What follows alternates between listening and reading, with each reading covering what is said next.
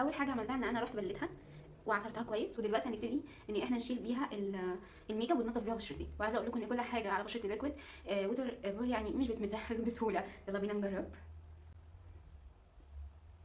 عايزه اقول لكم بالعافيه. تلاقي جدا على البشره.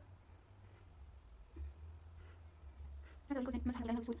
احلى حاجه كمان الصباح ده عشان ايه امسح كويس هنا. بيوفر علينا حاجات كتير قوي، بيوفر علينا لايتس، بيوفر علينا ميك اب ريموفر وفلوس ميك اب ريموفر.